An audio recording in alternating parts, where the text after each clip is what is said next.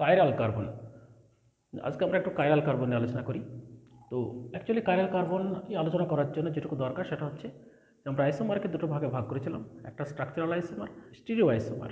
সেই stereo isomer বা ত্রিমাত্রিক আইসোমার, সেই ত্রিমাত্রিক আইসোমারকে আমরা তিনটে ভাগে ভাগ করি। সেই তিনটে ভাগের মধ্যে একটা অপটিক্যাল আইসোমার, একটা geometrical isomer, কনফরমেশনাল isomer.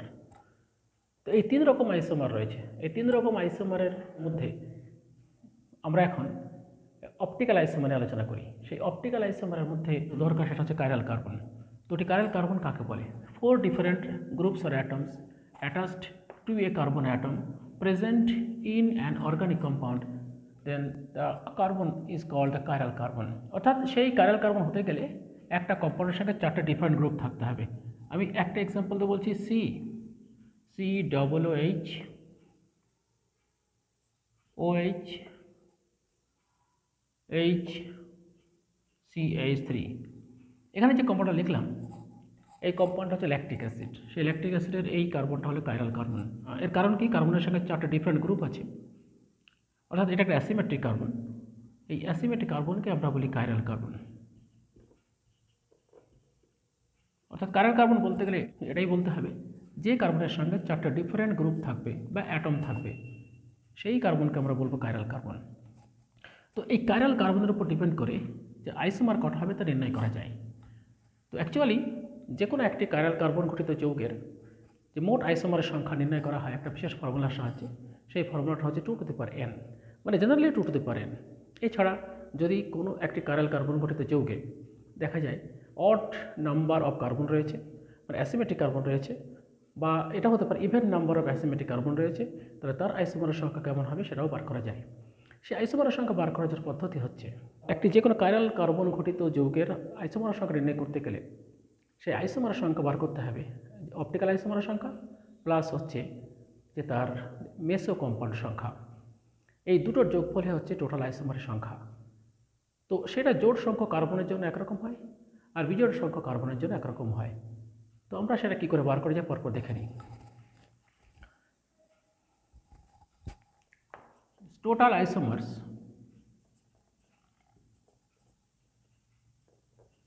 is equal to 2 to the power n।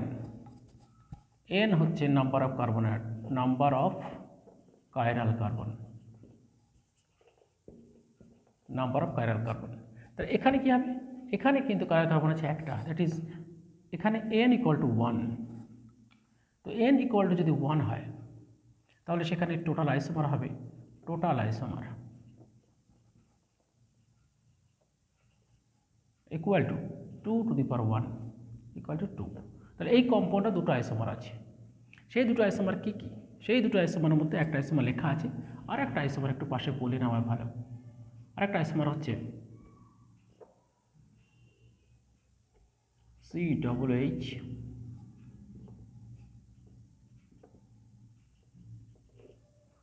এই দুটো হচ্ছে একে অপরের আইসোমার। এখানেও সে একই কম্পাউন্ড, শুধু আমরা দুভাবে লিখেছি।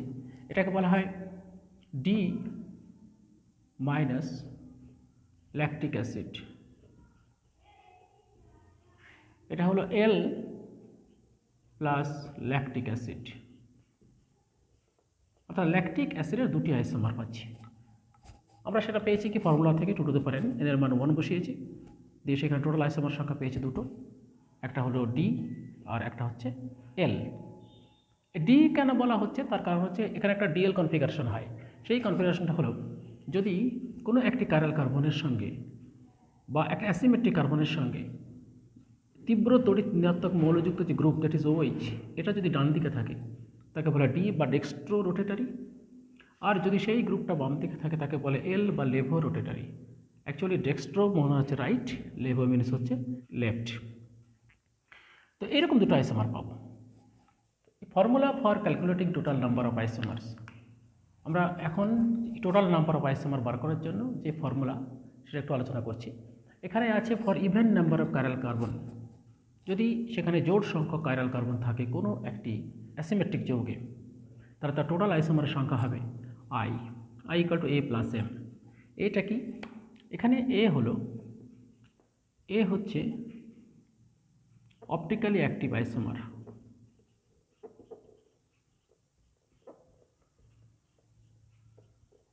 Optically active isomers. এম হলো মেসো কম্পাউন্ড, মেসো আইসোমার और মেসো কম্পাউন্ড। মেসো কম্পাউন্ড হচ্ছে সেই কম্পাউন্ড যদি কোনো এখানে even number of chiral carbon থাকে এবং যদি সেই কম্পাউন্ডটাকে দুটো ইকুয়াল হাফসে ভাগ করা যায় এবং সেই ইকুয়াল হাফস যদি একে অপরের মিরর ইমেজ হয়, তাহলে আমরা সেই কম্পাউন্ডকে বলি মেসো কম্পাউন্ড। তাহলে টোটাল নাম্বার অফ আইসোমার্স আমরা কী করে পাবো? এখন এই ফর্মুলাকে ব্যবহার করে আমরা টোটাল আইসোমারের সংখ্যা বার করতে পারবো। এখানে একটা ফর্মুলা রয়েছে I equal to 2 to the power n minus 1 plus 2 to the power n minus 2 minus 1। এই 2 to the power n minus 1 হচ্ছে তার অপটিক্যালি অ্যাক্টিভ আইসোমারের সংখ্যা। এখানে nটা কি? n হলো number of chiral carbons, number of chiral carbon সেই সংখ্যা হতে হবে 2, 4, অর্থাৎ ইভেন নাম্বার, অর্থাৎ এটা হবে একটা নাম্বার জোড় সংখ্যা। আমি একটা এক্সাম্পল নিচ্ছি। টার্টারিক অ্যাসিড,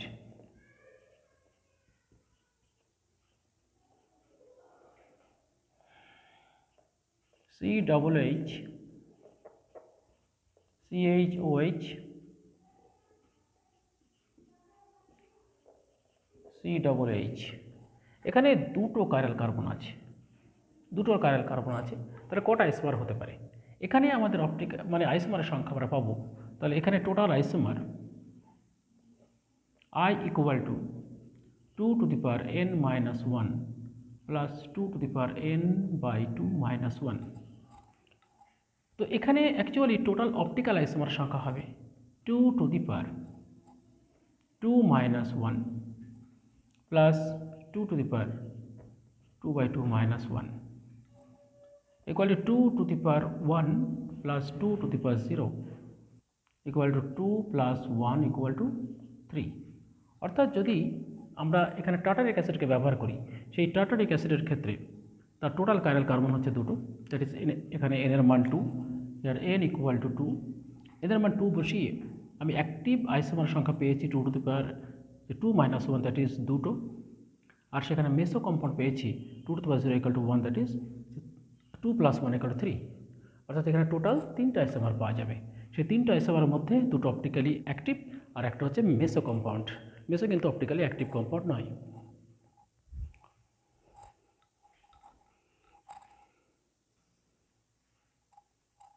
তো এখন যদি আমরা দেখি যে অড নাম্বার অফ কাইরাল কার্বনসের জন্য কোনো একটি অর্গানিক কম্পাউন্ড আছে, সেই অর্গানিক কম্পাউন্ডের মধ্যে যদি দেখা যায় odd number of chiral carbons আছে, অর্থাৎ 3, 5 এরকম হতে পারে, সেই ক্ষেত্রে তার টোটাল আইসোমারের সংখ্যা নির্ণয় করার পদ্ধতি হচ্ছে I equal to A plus M।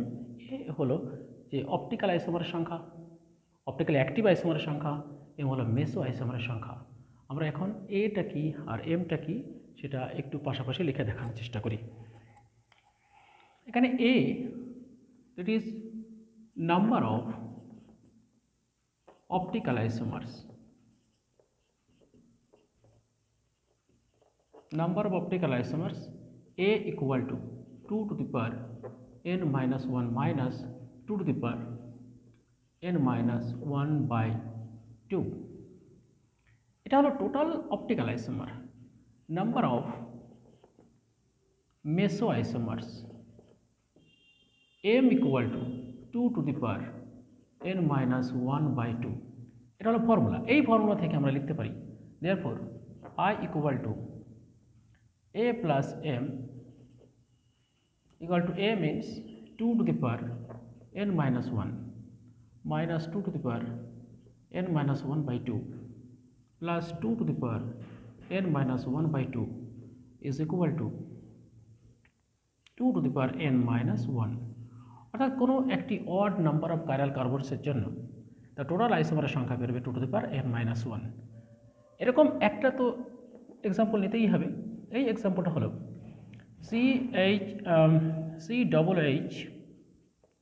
CHBr and CH, Br, CH এরকম একটি যৌগ। এই অর্গানিক কম্পাউন্ডের total chiral carbons that is 3টে রয়েছে।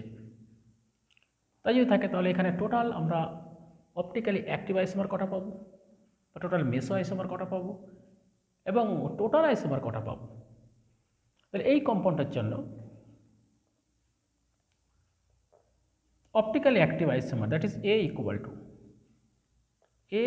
to 2 to the power n minus 1 minus 2 to the power n minus 1 by 2 is equal to, আমরা এখানে এই ফর্মুলায় কিন্তু মানটা বসিয়ে দিতে পারি, is equal to 2 to the power 3 minus 1 minus 2 to the power 3 minus 1 by 2.